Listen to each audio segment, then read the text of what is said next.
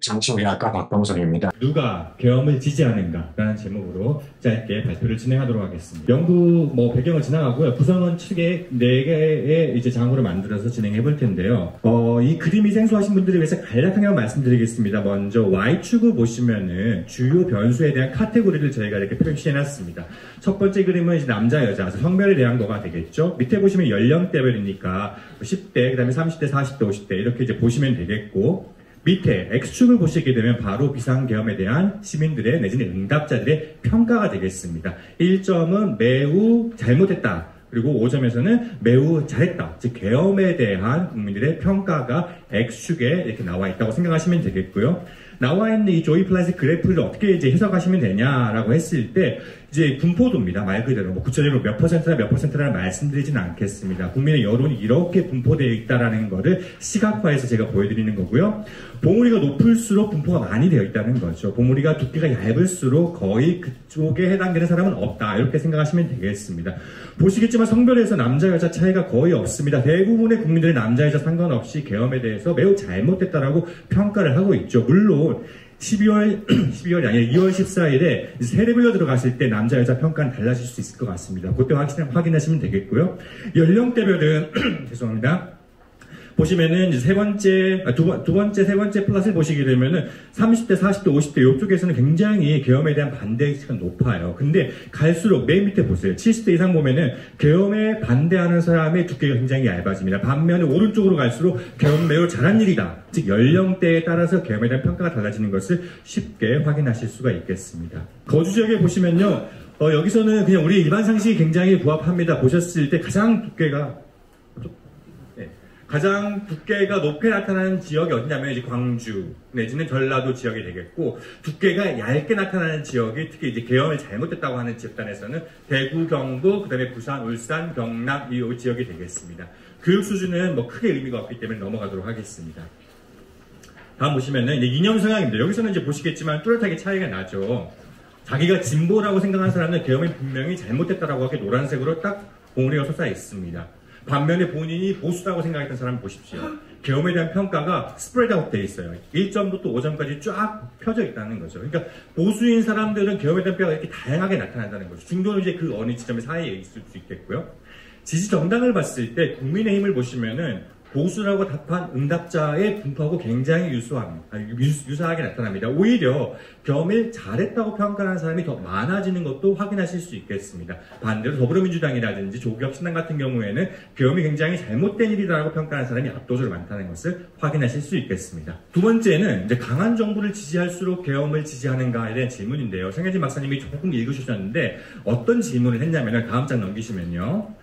이렇게 4가지 구체적으로 질문을 해봤습니다. 정부가 국회의 견제를 받으면 큰일을 해내기 어렵다. 어떻게 생각하느냐? 대통령이 국회 반대에도 불구하고 정책을 강행해야 된다. 어떻게 생각하느냐? 목표 달성을 위해서는 법 절차 무시, 국가 위기 상황에서는 법 절차 무시, 어떻게 생각하는지 물어봤죠. 이게 이제 우리가 무작정 물어본 것이 아니라 문헌에 나와 있는 내용들입니다. 여기 월드밸류 서베이에 들어가 있고 아시아 바로미터 서베이에 다 들어가 있는 문헌이 무엇을 측정하냐면요. 위임민주주의라는 건데 학술 용어이긴 하지만 행정부의 권한이 위임된 권력, 이 권력에 대한 시민들의 의식을 평가하는 겁니다. 행정부가 가지고 있는 그 권력에 대해서 입법부라든지 사법부가 얼마만큼 견제를 하냐, 그거에 대해서 찬성 정도를 묻는 거죠. 한번 보시겠습니다.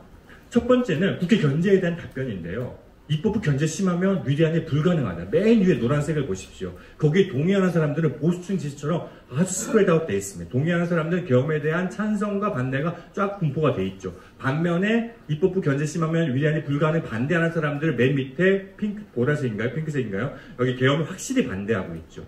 유사합니다. 밑에 보신 것처럼 국회 반대에도 무시하고 필요 정책을 밀고 나가야 하는 사람들도 계엄에 대해서는 매우 잘했다고 평가하는 사람들이 굉장히 많이 나타났다는 거죠. 즉 견제에 대해서는 확실하게 계엄을 찬성하는 사람들이 입장이 도드라지게 나타난다는 걸 설명드릴 수가 있겠고요. 기존 지도자는 목표 달성을 위해서 절차 무시해도 된다. 법 절차 무시해도 된다. 요건 약간 결이 달라요. 노란색의 분포가 한번 보시면요. 물론 앞에 보신 것처럼 계엄을 찬성하는 쪽으로도 많이 나타나 있습니다. 그러면 그럼에도 불구하고 요 집단에서 계엄에 반대하는 사람이 그래도 많이 나타납니다.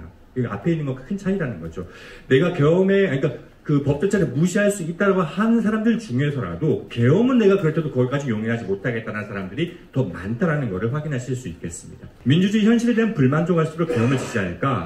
그거 세 가지 물어봤죠. 민주주의가 항상 최선인가? 아니면 특정 상의 독재가 더 나은가? 민주주의와 독재 중 별 차이가 없다라고 느꼈는데 요거 하나 질문을 했고요. 두 번째는 민주주의의 만족도가 되겠죠. 그러면 결과를 보시면요. 민주주의에 대한 확실한 신념을 가지고 있는 옐로우층은 계엄을 확실하게 반대를 합니다. 그런데 때에 따라서는 독재가 낫다라고 생각하는 사람들, 이게 하늘색이죠. 요 색을 보시면은 쭉 계엄에 대한 찬성하는 분포가 굉장히 많이 있습니다. 맨 밑에 핑크색은 어중간한 입장인데요.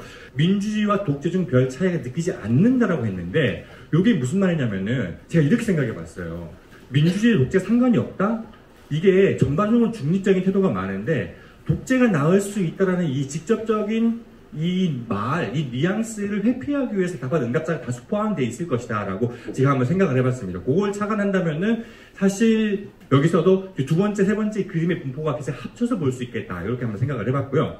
민주주의 만족도를 보시면은 민주주의 만족도가 높을수록 계엄에 대해서 확실히 반대를 하고 민주주의에 대해서 한국의 민주주의가 정상적으로 작동되지 않고 있다 말하는 사람일수록 계엄을 확실하게 반대합니다. 그런데 노란색을 보시면요. 저 위에 노란색에 아주 섬처럼 하나 떠 있는 게 있어요. 밑에 아래 그림에서. 저거 왜 그럴까 한번 고민하고 생각해 봤는데 그러니까 민주주의 만족도 높은데도 불구하고 계엄을 찬성하고 있다는 거죠.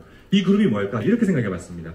민주주의가 잘 작동하고 있다고 믿기에 그러니까 계엄도 정당한 조치로 볼 수도 있겠다. 이거는 뭐 저희가 확인을 안 했지만 저 그룹에 대한 해석을 해보려고 노력을 해봤을 때 저럴 수도 있겠다. 가능성이 있겠다라고 생각을 해봤습니다. 양극화입니다. 양극화는 이렇게 마이너스 100에서 100점 이렇게 측정을 해봤는데요. 자, 이거는 이제 Y축이 약간 이제 복잡한데 Y축이 뭐냐면요. 오른쪽 노란색일수록 민주당을 선호하고 국민의힘을 혐오하는 그리고 밑으로 내려갈수록 민주당을 혐오하고 국민의힘을 선호하는 집단입니다. 여기서는 지금까지 볼 수 없었던 완전한 패턴이 보이실 수 있겠습니다. 특히 밑에 보시면은 민주당을 혐오하고 국힘을 선호하는 사람들은 계엄을 아주 잘했다고 평가하는 사람이 압도적으로 많죠. 단순히 보수냐 진보냐 물어봤을 때, 단순히 지지하는 정당이 국힘이냐를 물어봤을 때는 이렇게 극명하게 차이가 나진 않습니다. 근데 여기 혐오라는 개념이 들어갔을 때는 이렇게 확실하게 계엄에 대한 의식의 분포가 달라진다는 것을 확인할 수 있겠고, 요거는 정당에 대한 물어본 거, 인물에 대한 거, 윤석열에 대한 호감, 이재명에 대한 호감, 내지는 비호감을 물어봤을 때 비슷한 패턴이 나타났습니다. 요거는 제가 시뮬레이션을 돌려봤습니다. 1000번의 리그레션을 돌려가지고, 정당 지지라든지 성별이든지 학력, 소득 다 통제할 거 다 통제하고, 지금까지 보여드린 거는 그냥 기술 통계예요. 근데 요거는 정말 분석을 바탕으로 해서 제가 시뮬레이션을 돌려봤을 때 이렇게 나타나는데요. Y축에 보시는 게 확률입니다. 그러면 파란색을 보시면요. 파란색이 급상승하겠죠. 어느 상황에서 급상승하냐면 이 파란색이 의미하는 게 뭐냐면은 계엄을 반대하는 거거든요. 계엄을 반대하는 게 급상승하는 게 어디서 나타나냐면은 민주당에 대한 확실한 지지, 그리고 국힘에 대한 확실한 비호감. 이거를 가지고 있는 사람들은 계엄에 대한 확실한 반대가 나타나고, 또 재미있는 거는 초록색을 보십시오. 이거는 국힘을 확실히 선호하고 민주당을 비판하는 사람들의 60%는 뭐냐면요. 저기 있습니다. 계엄을 찬성한다는 거죠. 그러니까 양극화가 사실 계엄에 대한 태도를 결정했을 때 결정적인 역할을 하고 있다라고 한번 말씀드릴 수 있겠고요. 이제 인물에 대한 건데 비슷한 그림이기 때문에 결론으로 넘어가도록 하겠습니다. 결론은 그렇습니다. 강한 정부를 선호하는 사람일수록 계엄을 정당한 조치로 인식하는 사람이 좀 있다는 걸 확인할 수 있었고, 민주주의 인식이 계엄 태도를 결정하는 것도 관련이 있다는 것도 확인할 수 있었고요. 그 무엇보다도 가장 선명하게 드러나는 거는 정서적 양극화가 클수록 이 계엄의 지지가 극명하게 나뉜다는 것. 민주당에 대한 강한 혐오가 계엄을 정당한 조치를 받아들일 가능성이 그러니까 민주당을 강하게 혐오하는 집단들이 계엄을 정당한 조치를 받아들일 가능성이 높다는 것을 확인할 수 있었습니다.